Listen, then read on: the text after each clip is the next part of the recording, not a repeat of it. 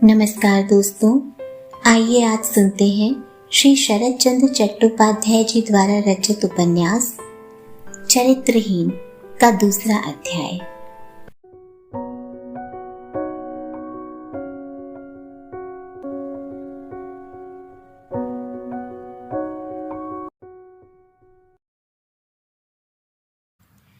लगभग 3 मास बाद की बात है।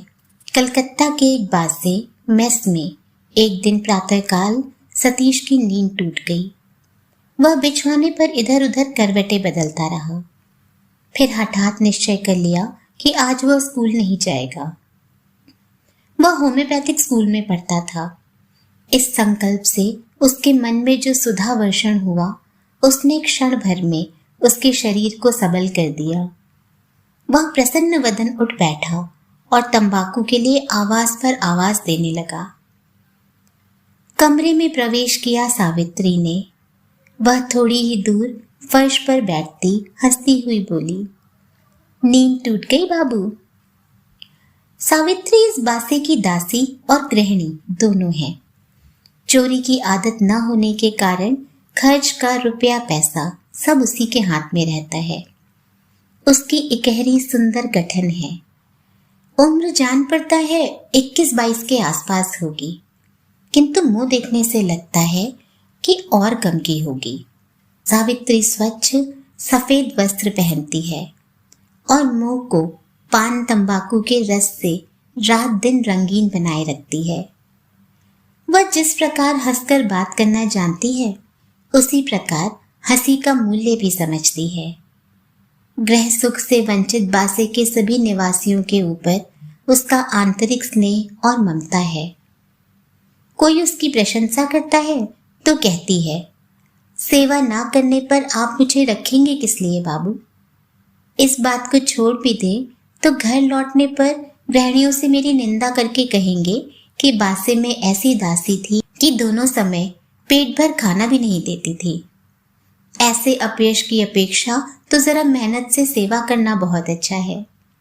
ऐसा कहकर हंसते हंसते अपने काम पर चली जाती थी। बासे में सिर्फ सतीश ही उसे नाम लेकर पुकारता था। कभी कभी हंसी मजाक भी कर लेता था और जब तब बख्शीश भी दिया करता था। सतीश पर उसका भी कुछ विशेष स्नेह था। दिन भर कामकाज करते हुए भी वह अपनी एक आंख और एक कान इस उन्नत, बलिष्ठ और दर्शनीय युवक की ओर लगाए रखती थी। बासे के सभी लोग इस बात को जानते थे और कोई इस ओर इशारा करने से चूकते न थे। सतीश ने कहा, हाँ, नींद खुल गई, और तकिए के नीचे से निकालकर 1 रुपया ठन्न से आगे फेंक दिया। सावित्री ने रुपए को उठाकर पूछा, इतने सवेरे क्या लाना होगा? सतीश ने कहा, संदेश, किंतु मेरे लिए नहीं, अभी रख लो, रात को अपने बाबू के लिए खरीद कर लेती जाना। सावित्री ने गुस्से से रुपया सतीश के बिछौने पर फेंक कर कहा, रखे रहिए अपना रुपया, हमारे बाबू को संदेश अच्छे नहीं लगते। सतीश ने रुपया फेंककर फिर से अनुनय के स्वर में कहा, तुम्हें मेरे सिर की कसम सावित्री, मैं यह रुपया किसी तरह वापस न ले सकूंगा। मैंने सचमुच ही इसे तुम्हारे बाबू को संदेश लाने के लिए दिया है। सावित्री मुंह लटकाकर बोली, जब तब आप औरतों की तरह सिर की कसम धरा देते हैं। यह आपका बड़ा अन्याय है। मेरे कोई बाबू बाबू नहीं है। मेरे बाबू आप हैं, आप लोग हैं। सतीश हंसकर बोला, अच्छा, दे दो रुपया, किंतु कहो कि हमारे सिवा यदि और कोई बाबू हो तो मैं उसका सिर चबा जाऊं। सावित्री हंस पड़ी, मेरे बाबू क्या आपके सत्येन हैं जिसका माथा आप खाया करते हैं? सतीश ने कहा, मैं उनका माथा खाता हूं या वह मेरा खाते हैं? मैं तो उल्टे उन्हें संदेश खिलाता हूं। सावित्री ने मुंह फिराकर हंसी रोकी और सहसा गंभीर होकर बोली, दास दासियों के साथ इस तरह की बात करने से छोटे आदमियों को शय मिलती है। जरा सोच समझकर बात करनी चाहिए बाबू। नहीं तो लोग निंदा करते हैं। उठकर वह कमरे के बाहर चली गई, किंतु थोड़ी ही देर में लौटकर पूछा, अच्छा तो यह बताइए इस समय क्या रसोई बनेगी? रसोई घर संबंधी सभी बातों में सतीश बहुत कुशल है। यह बात सावित्री को पहले ही मालूम हो चुकी थी, इसलिए प्रत्येक दिन सवेरे एक बार आकर वह इस बारे में सतीश का आदेश ले लेती थी और खुद खड़ी रहकर महाराज से वह सब बनवाती थी। पूछा, क्या बनेगा? इसी बीच नौकर तंबाकू दे गया था। सतीश एक बार पुनः लेटकर बोला, जो तुम्हारी खुशी हो। सावित्री ने कहा, अब भी आप नाराज हैं? सतीश ने दीवार की ओर मुंह फिराकर हुक्के का कश लगाते हुए कहा, मर्द बच्चा हूं, गुस्सा क्यों ना करूंगा? आज मैं खाना भी ना खाऊंगा। सावित्री बोली, जान पड़ता है कहीं और जुटना है, किंतु और चाहे जो हो सतीश बाबू, इतना मैं कह देती हूं कि स्कूल आपको जाना ही पड़ेगा। इस थोड़ी अवधि में ही नियमित रूप से स्कूल जाना सतीश को पुनः बोझ सा मालूम लगने लगा और वह नाना प्रकार के छल और बहाने बनाकर नागा करने लगा था। सावित्री इसे देख रही थी। आज भी उसी बहानेबाजी की पुनरावृत्ति का ढंग उसे दिखाई पड़ रहा था। सतीश हड़बड़ा कर उठ बैठा और नकली गुस्से से बोला, देखो, कह देता हूं कि शुभ कार्य में शुरू में ही ना टोका करो। सावित्री बोली, यह तो आपने कह दिया, किंतु एंट्रेंस पास करने में 24 साल कट गए, अब डॉक्टरी पास करने में शायद 64 वर्ष लग जाएंगे। सतीश ने क्रोध का भाव प्रकट करते हुए कहा, झूठ बात ना बोलो सावित्री, मैंने एंट्रेंस कहाँ पास किया है?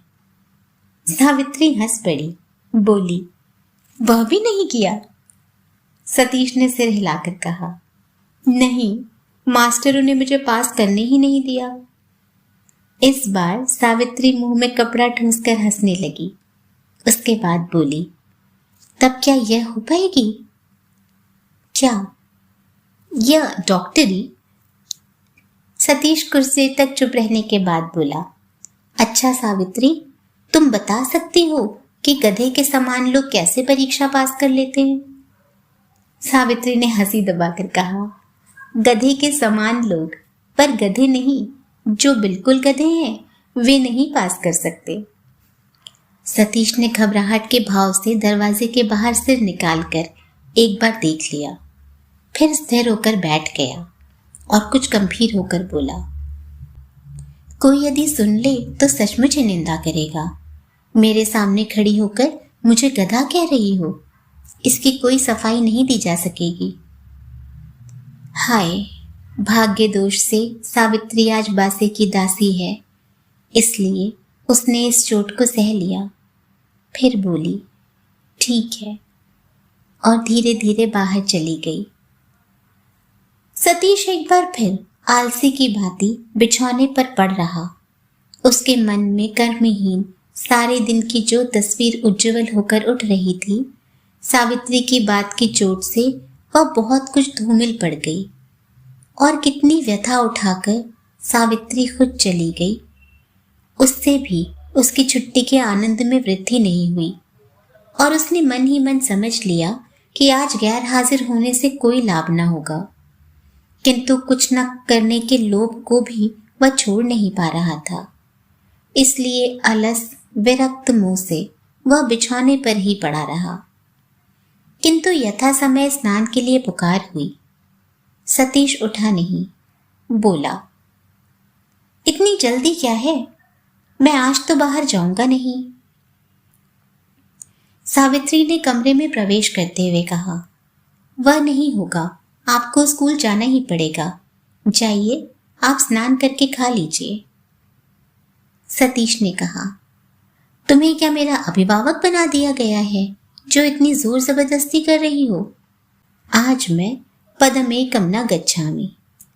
सावित्री थोड़ा हंसी, बोली, न जाए, परंतु स्नान करके भोजन तो कर लीजिए। क्या आपको दिखाई नहीं देता कि आपकी ढील ढाल से दास दासियों को कष्ट उठाना पड़ता है।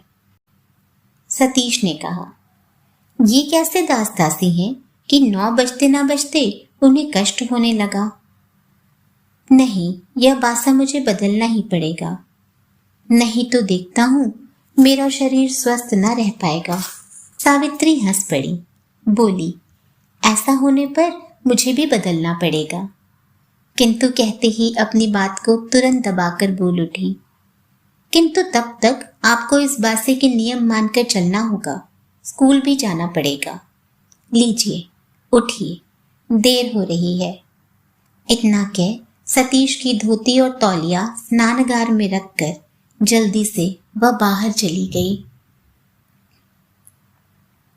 सतीश प्रतिदिन नियमित रूप से संध्या पूजा करता है। आज वह स्नान से लौटकर पूजा के आसन पर बैठकर देरी करने लगा। सावित्री आकर 2-3 बार देख गई, फिर दरवाजे के बाहर से ही आवाज देकर बोली, अब कितनी देर करेंगे? भोजन ठंडा हुआ जा रहा है। आपको स्कूल नहीं जाना होगा, किंतु कृपा करके थोड़ा खा पीकर हम लोगों को बख्श दीजिए। सतीश और 5 मिनट निशब्द बैठा रहा, फिर उठ खड़ा हुआ और बोला, जानती हो कि पूजा संध्या के समय गोलमाल करने से क्या होता है? सावित्री ने कहा, खींचतान करके इस तरह छल करने से जानते हैं क्या होता है? सतीश ने आंखों को कपार पर खींचकर कहा, मैं छल कर रहा था? कभी नहीं। सावित्री कुछ कहने जा रही थी पर चुप हो गई। कुछ देर बाद बोली, वह तो आप खुद जानते हैं, किंतु आपको दूसरे दिनों में तो इतनी देर होती नहीं। जाइए, थाली लग गई है। इतना कहकर वह चली गई। आज शीतकाल के मधुर मध्याह्न में बासा निर्जन और निस्तब्ध है। इस बासे में रहने वाले सभी क्लर्क हैं, वे ऑफिस चले गए हैं। महाराज घूमने फिरने निकल गया है। बिहारी नौकर बाजार से सामान खरीदने गया हुआ है। सावित्री की आवाज भी कहीं सुनाई नहीं पड़ती। सतीश अपनी कोठरी में पड़ा दिन में सोने की निरर्थक चेष्टा करने के बाद उठकर ना जाने क्या क्या सोच रहा है। उसके सिरहाने की ओर की खिड़की बंद थी। उसे खोलकर छत की ओर देखने के बाद फिर बंद कर दी। छत की एक ओर बैठकर सावित्री अपने बाल सुखा रही थी और झुककर कोई किताब पढ़ रही थी। खिड़की खुलने के शब्द से चौंक कर उसने सिर ढक लिया और उठ खड़ी होकर देखा कि खिड़की बंद हो गई है। शीघ्र ही उसने कमरे में प्रवेश करके पूछा, बाबू, क्या आप मुझे पुकार रहे थे? सतीश ने कहा, नहीं, पुकारा तो नहीं। आपके लिए पान नाश्ता लाऊं? सतीश ने सिर हिलाकर कहा, लाओ। सावित्री ने पान और नाश्ता लाकर बिछौने के पास रख दिया। फिर कमरे के सब दरवाजे और खिड़कियां एक एक करके खोल दी।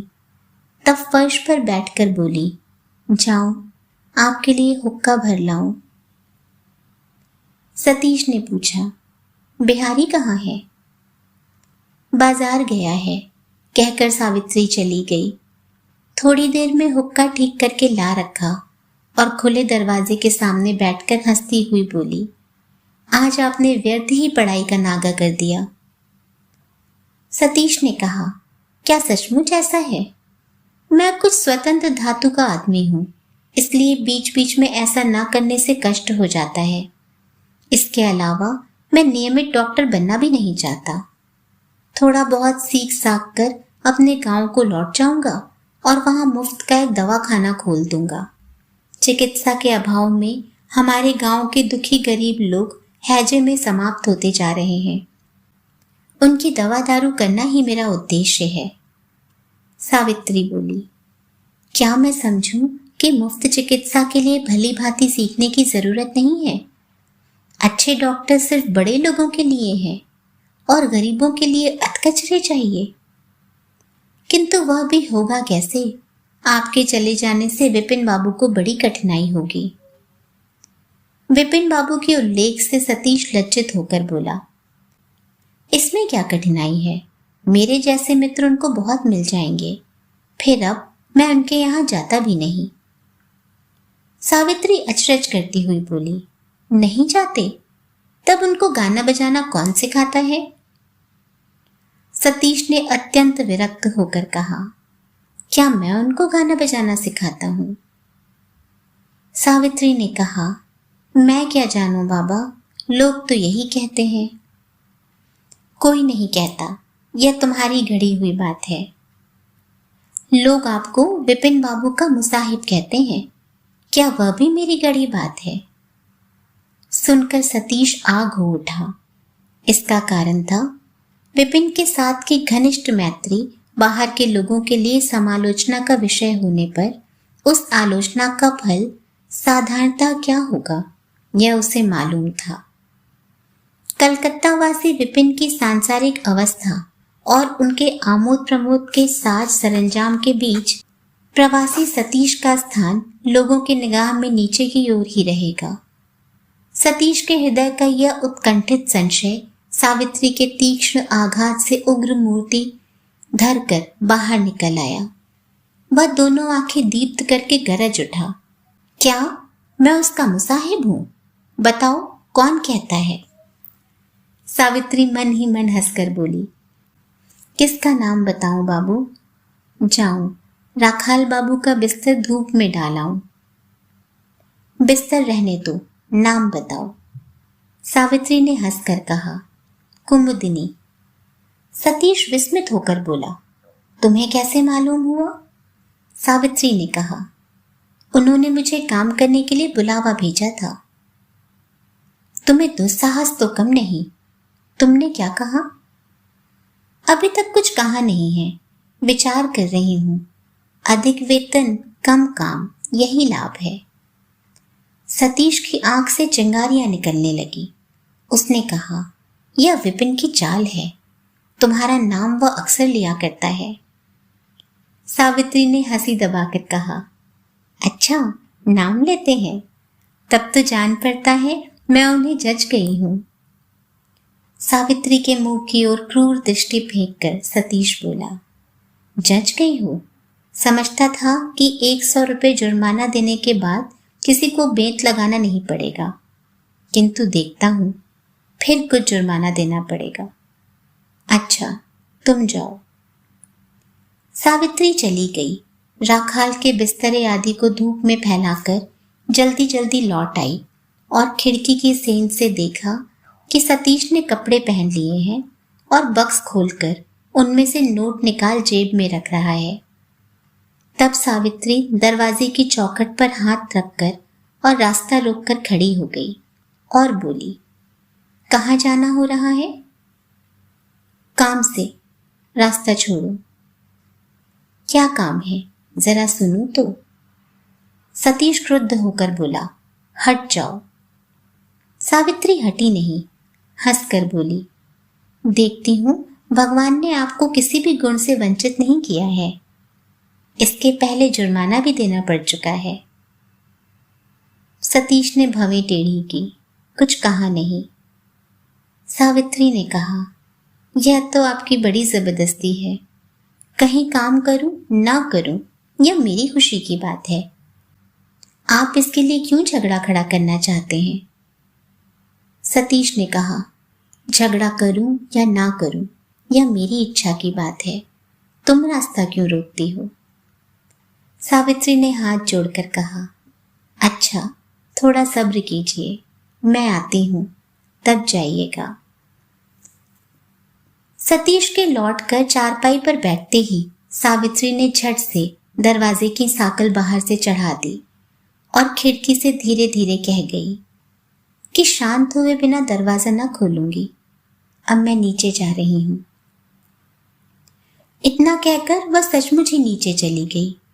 बाहर निकलने में असमर्थ हो सतीश कुछ देर चुपचाप बैठा रहा, फिर शरीर से कुर्ता निकालकर जमीन पर फेंक दिया और बिछौने पर चित्त लेट रहा। विपिन के साथ सतीश का परिचय इलाहाबाद में हुआ था। कलकत्ता आने पर यह और गहरा हो गया। इधर कुछ दिनों से विपिन जब तब उसके बासे में आया करता था और दासियों की ओर ताक झांक करते उसने खुद भी उसे देखा था। आज सावित्री की बात से उसका वह हेतु उसके आगे बिल्कुल स्पष्ट हो गया। सतीश का मित्र और बड़ा आदमी होने के कारण इस बासे में उसकी बड़ी आवभगत होती थी। स्वयं सतीश ने सावित्री पर यह जिम्मेदारी डाल रखी थी कि उसकी अनुपस्थिति में भी उसके स्वागत सत्कार में कोई कमी नहीं होनी चाहिए। इस स्वागत सत्कार का आनंद विपिन बाबू पूरी मात्रा में चुका लेते हैं। यह समाचार भी बासे में लौटने पर जब तब सतीश को मिला करता था। अपने मन की इस सरल उदारता की तुलना में विपिन की यह कदाकार लुप्तता आज कृतज्ञता की तरह उसके मन में चुप गई और समस्त निमंत्रण आमंत्रण सौहार्द घनिष्ठता उसके निकट विष हो गई। बाहर से वह चुपचाप पड़ा जरूर था, किंतु मर्मांतक आक्रोश पिंजरबद्ध हिंसक पशु की भांति धीरे धीरे उसके हृदय में इधर से उधर करवट बदल रहा था। घंटे भर बाद लौटकर सावित्री खिड़की के बाहर से धीरे धीरे बोली, आप गुस्सा हैं बाबू? सतीश ने कोई जवाब नहीं दिया। दरवाजा खोलकर सावित्री कमरे में आ खड़ी हुई, बोली, भला बताइए तो यह कैसी जबरदस्ती है? सतीश ने बिना किसी तरफ देखे पूछा, कैसी जबरदस्ती? सावित्री बोली, सभी अपना फायदा देखते हैं, मुझे भी अगर कहीं कोई अच्छा काम मिलता है तो आप उसमें बाधा क्यों डालते हैं? सतीश ने उदास भाव से कहा, मैं क्यों बाधा डालने लगा? तुम्हारी इच्छा हो तो जा सकती हो। सावित्री ने कहा, फिर मेरे नए मालिक से मारपीट करने को तैयार है? सतीश उठकर बैठ गया, फिर बोला, तुम क्या करती सावित्री? तुम्हारी चीज अगर कोई धोखा देकर ले जाए तो? किंतु मैं क्या आपकी चीज हूं? कहकर सावित्री खिलखिलाकर हंस पड़ी। सतीश ने लज्जित होकर कहा, दूर, यह नहीं, किंतु। सावित्री बोली, अब किंतु की जरूरत नहीं, मैं वहां नहीं जाऊंगी। सतीश का कुर्ता मिट्टी में पड़ा था। सावित्री ने उसे उठा लिया और जेब से नोटों को बाहर निकाल लिया। बक्स में तो चाबी लगी ही हुई थी। नोटों को भीतर रख चाबी अपने गुच्छे में रख ली। फिर बोली, चाबी मेरे पास रही, रुपए की जरूरत होने पर मांग लीजिएगा। सतीश ने कहा, यदि चुरा लो तो? इस बात पर सावित्री ने हंसते हुए आंचल में बंधे चांदी के गुच्छे को झन्नाटे के साथ अपनी पीठ पर फेंक कर कहा, मेरे चोरी करने से वह आपको तो लगेगी नहीं। सतीश कुछ देर तक उसके मुंह की ओर एकटक देखता रह गया। उस क्षणिक दृष्टि में उसने क्या देखा यह तो वही जाने, पर वह चौंक कर बोल उठा, सावित्री, तुम्हारा घर किस देश में है? बांग्लादेश में। इससे ज्यादा और कुछ ना बताओगी? नहीं। अच्छा, ना बताओ कि घर कहाँ है, पर यह तो बताओ कि जाति क्या है? सावित्री जरा हंसकर बोली, उसे जानकर क्या होगा, हमारे हाथ का भोजन तो आप करेंगे नहीं। सतीश ने थोड़ी देर सोचकर कहा, संभव तो नहीं जान पड़ता, किंतु दृढ़तापूर्वक एकदम से नहीं भी नहीं कह सकता। सावित्री ने अपनी दोनों बड़ी बड़ी उज्ज्वल आंखें सतीश के मुख पर गड़ा दी। फिर थोड़ी ही देर बाद हंस पड़ी, किशोरों की तरह सिर हिलाकर और कंठ स्वर में अनिवर्चनीय माधुर्य भरकर बोली, नहीं नहीं कह सकते। क्यों, भला बताइए तो? अकस्मात जैसे सतीश के सिर पर भूत चढ़ गया। उसके कलेजे का रक्त नाच उठा। उसने तुरंत प्रगाढ़ स्वर में कहा, क्यों, यह तो नहीं जानता सावित्री, किंतु तुम अपने हाथ से भोजन बनाकर दो तो खाऊंगा नहीं, यह कहना मेरे लिए कठिन है। कठिन है? अच्छा, किसी दिन देखा जाएगा। ओह, राखाल बाबू का बिछौना तकिया तो धूप में डालना भूल ही गई। इतना कहकर क्षण भर में वह कमरे से बाहर हो गई। जरा एक बात तो सुनती जाओ सावित्री, कहते हुए सतीश ने सामने की ओर झुककर और हाथ बढ़ाकर उसके आंचल का कोना पकड़ लिया। सावित्री ने आंखों से विद्युत वर्षा करते हुए छी आती हूं कहकर अपने को एक झटके से मुक्त कर लिया और तेजी से आंखों की ओट हो गई। एकाएक जैसे कोई कांड हो गया हो, उसका इस प्रकार डर कर भागना, दबे कंठ से आती हूं कहना। उसकी आंखों की बिजली ने मिलकर वज्राग्नि की तरह सतीश की समस्त दुर्बुद्धि को एक क्षण में जलाकर भस्म कर दिया। कुत्सित लज्जा के धिक्कार से उसका सारा शरीर कुचले सांप की तरह सिकुड़ सिकुड़ उठा। उसके मन में आया कि इस जन्म में वह सावित्री को मुंह नहीं दिखा सकेगा। कहीं किसी काम से वह फिर न लौट आए। इस भय के मारे वह एक चादर लेकर आंधी की तरह बाहर निकल गया। जब 3-4 सीढ़ियां उतरने को शेष रह गईं, तो सतीश को ऊपर से सावित्री की आवाज सुनाई दी। वह रसोई घर से दौड़ी आकर मुंह आगे बढ़ाकर पुकार रही थी, बाबू खा पीकर बाहर घूमने जाइएगा, नहीं तो लौटने तक देर होने के कारण सब खाना खराब हो जाएगा। किंतु जैसे कुछ सुना ना हो, यह भाव प्रकट करता सतीश ऊर्ध्व श्वास लेता हुआ बाहर चला गया।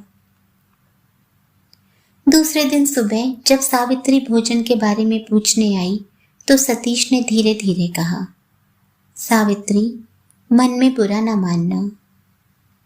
सावित्री ने विस्मय भरे स्वर में प्रश्न किया, मन में क्या बुरा ना मानूं?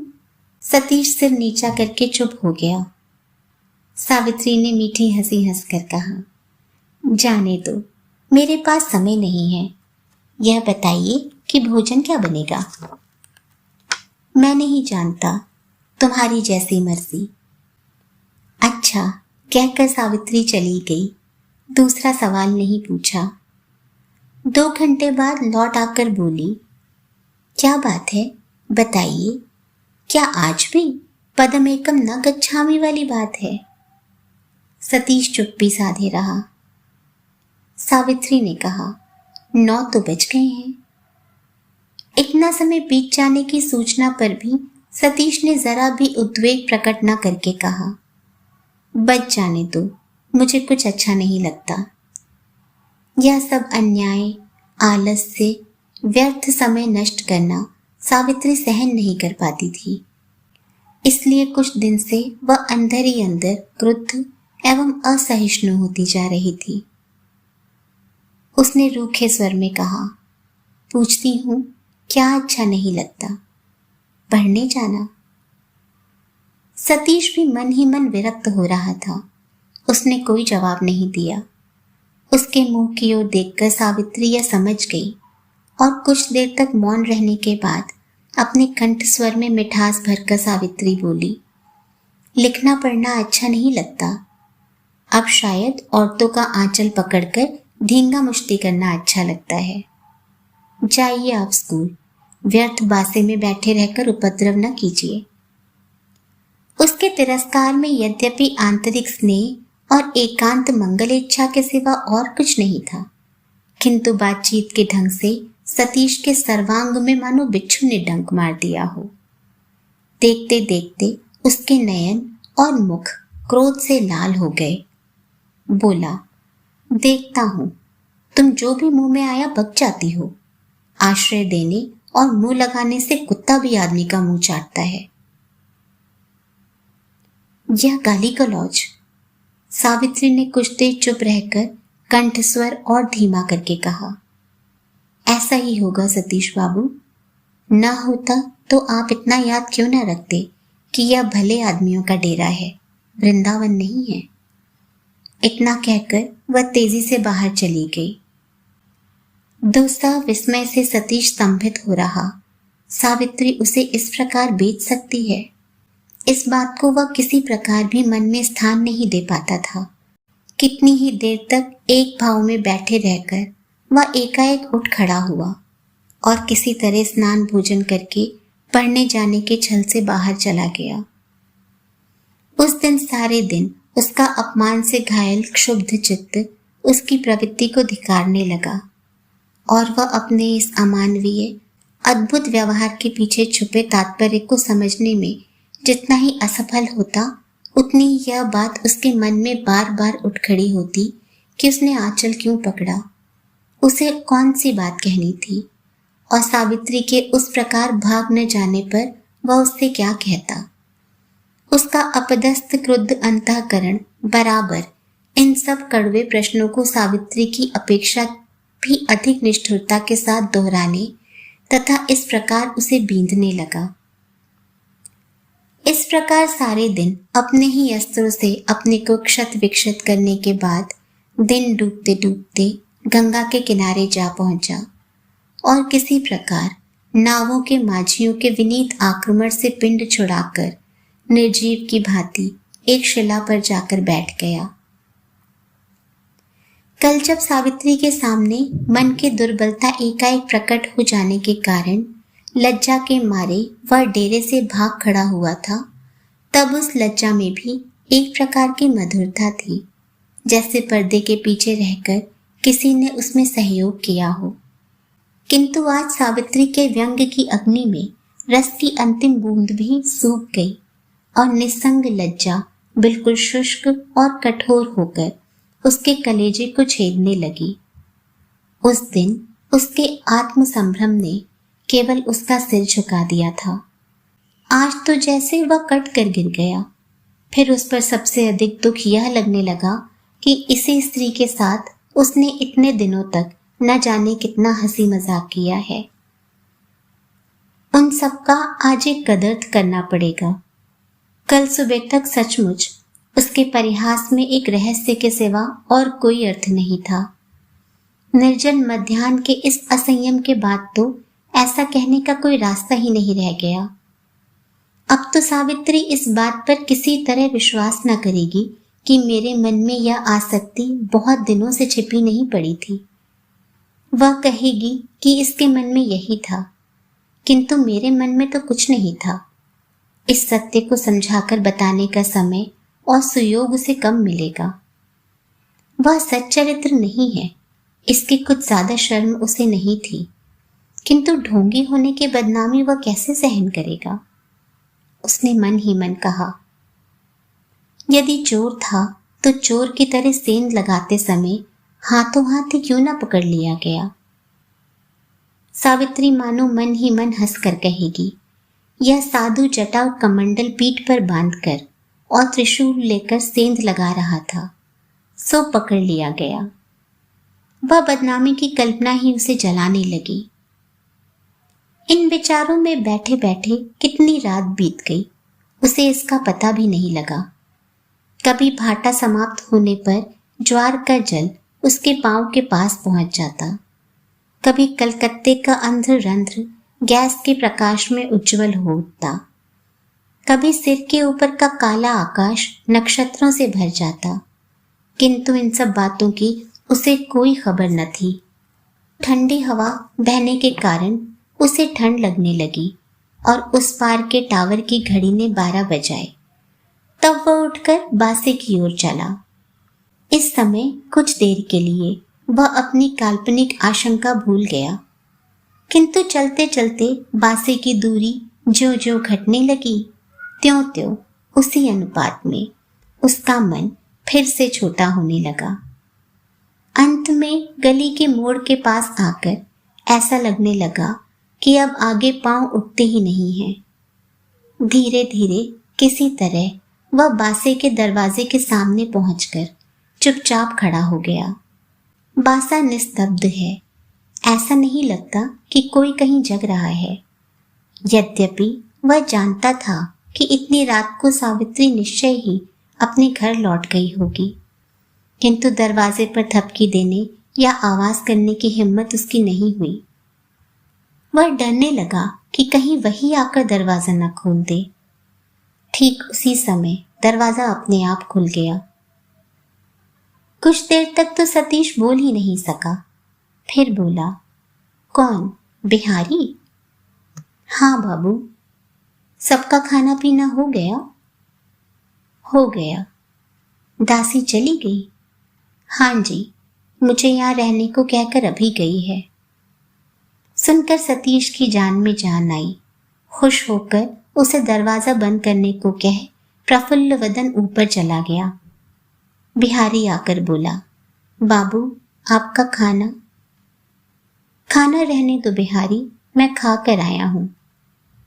बिहारी ने कहा, आपके लिए पान जल उसी टेबल पर रखा है। अच्छा, तुम जाकर सो। बिहारी के चले जाने के बाद सतीश बिस्तरे पर पड़ गया।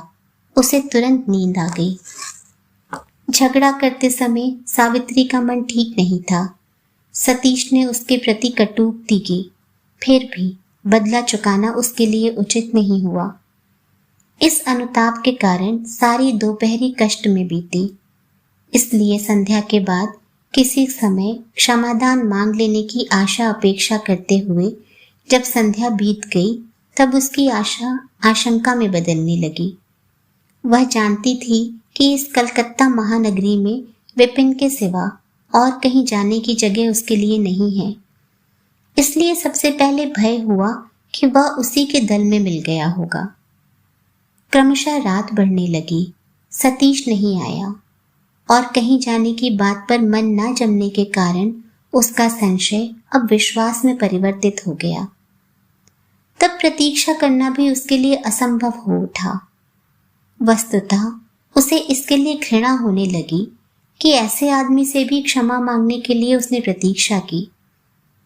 इसलिए बिहारी को बैठने के लिए कहकर सावित्री बड़ी रात को घर गई। घर जाकर बिछौने पर पड़ रही। नींद नहीं आई। सारी देह एक विचित्र अस्वस्थी से सुबह होने के लिए छटपटाने लगी।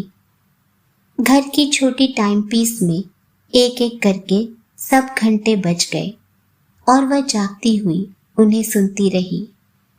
फिर सुबह होने की प्रतीक्षा ना करके उठ बैठी और कपड़े बदलकर तथा मुंह हाथ धोकर बाहर निकल पड़ी। उसी समय रास्ते पर मारवाड़ी स्त्रियों का दल गाते हुए गंगा स्नान करने जा रहा था। उसकी ओर मुंह करके सावित्री ने कहा, माँ गंगे, जाने पर मैं उन्हें अच्छा पाऊं। कहते कहते उसके ओष्ठाधर कांप उठे और दोनों आंखें गरम गरम आंसुओं से भर गई। फिर मन में कंपित आशंका लिए तेजी से रास्ते पर चल पड़ी। उसने हजारों बार मन में दोहराया होगा कि वह अच्छे रहें, जो इच्छा हो करें, किंतु अच्छे रहें। बासे में पहुंचकर आवाज देने पर बिहारी ने दरवाजा खोल दिया और खबर दी, सतीश बाबू बड़ी रात गए कहीं से खा पी कर आए थे। वह जानता था कि उसे यह खबर तुरंत देनी चाहिए। सावित्री ऊपर जाते जाते रुककर खड़ी रह गई। माथे पर बल डालते हुए सवाल किया, मैं समझती हूं उन्होंने खाना नहीं खाया होगा। नहीं, उनका खाना तो वैसे ही ढका पड़ा है। सावित्री सिर्फ करके ऊपर चली गई। उसका दुश्चिंताग्रस्त मन निर्भय होते ही फिर ईर्ष्या से जल उठा। दूसरे दिन काफी दिन चढ़ने पर सतीश की नींद टूटी और नींद टूटते ही मन में आई सावित्री। ठीक उसी मौके पर अपना मेघाच्छन्न मुंह लिए हुए सावित्री आकर खड़ी हो गई। उसके मुंह की ओर एक बार देखकर सतीश ने सिर नीचा कर लिया। कुछ क्षण बाद सावित्री बोली, यह पूछने आई हूं कि खाना क्या बनेगा। सतीश ने किसी ओर देखे बिना ही कहा, रोज जो बनता है वही बनने दो। अच्छा, कहकर सावित्री चली जा रही थी कि फिर खड़ी हो गई। बोली, क्या बाबूजी को लिखने पढ़ने की तरह खाना भी अच्छा नहीं लगता? सतीश ने धीरे धीरे कहा, मैं खा कर आया था। डर के मारे वह झूठ बोल गया, किंतु घृणा के कारण सावित्री ने यह भी नहीं पूछा, कहाँ? कुछ देर चुपचाप रहकर बोली, आज 2 दिन से आप किस लिए भागे भागे फिर रहे हैं? जरा सुनूं तो। अगर कोई असुविधा हुई हो तो मुझे जवाब दे सकते हैं। सतीश ने मुंह उठाकर कहा, तुम्हारा अपराध क्या है? फिर मैं जवाब लेने वाला कौन हूं? बासा अकेले मेरा ही तो नहीं है। सावित्री बोली, लगता है अकेले आपका होता तो जवाब दे देते। अच्छा, मैं खुद ही चली जाती हूँ। सतीश ने उत्तर नहीं दिया। उसे मौन देख सावित्री मन ही मन और अधिक जलकर बोली, मेरे जाने से आपको खुशी होगी? मैं आपके पैर पड़ती हूँ सतीश बाबू, हाँ ना कुछ जवाब दीजिए। तब भी सतीश निरुत्तर ही बना रहा, क्योंकि वह जानता था कि सावित्री इस बासे की क्या कुछ है और उसके इस प्रकार हठात चले जाने पर कुछ भी दबाया न जा सकेगा। और तब सारी बात एक से दूसरे, दूसरे से तीसरे मुख में होती क्या जघन्य रूप धारण कर लेगी, इसका अनुमान करके वह डर गया। कुछ देर चुप रहकर उसने मृदु स्वर में कहा, मुझे माफ कर दो सावित्री, जितने दिन मैं यहाँ हूँ उतने दिन तुम कहीं न जाओ। और कोई समय होता तो वह तत्काल क्षमा कर देती, किंतु इस बारे में वह शायद कोई निर्मूल संदेह अपने मन में पाले हुए थी। इसलिए इस मृदु कंठस्वर को छलना मानकर वह निर्दय हो उठी और उसके ही कंठस्वर का अनुकरण करते हुए तुरंत बोल उठी, इतने आडंबर के साथ क्षमा मांगकर आप किस लिए साधु बनते हैं? मेरे जैसी नीच स्त्री का आंचल पकड़कर क्या आपने नया नया खींचा है कि लज्जा से मरे जा रहे हैं? इससे अच्छा तो घर चले जाइए। कलकत्ता में रहकर अपने को न बिगाड़िए। लिखना पढ़ना आपका काम नहीं है। जो सतीश उग्र प्रकृति के कारण किसी को छोड़ता नहीं, चुपचाप रहकर किसी बात को सहन कर लेने का जिसका स्वभाव ही नहीं है, वही इतने बड़े अपमान की बात सुनकर भी मौन रहा। उसका अपराधी मन असह्य भारग्रस्त रास्ते पर गिरे पशु की भांति ऐसे निरुपाय भाव से निश्चेष्ट पड़ा था कि सावित्री के बार बार के निष्ठुर आघात से भी सिर उठाकर खड़ा न हो सका। किंतु सावित्री खुद चौंक पड़ी। उसकी स्पर्धा क्रोध की सीमा को भी पार कर गई थी। उसके शब्द खुद उसके कानों को ही खटकने लगे।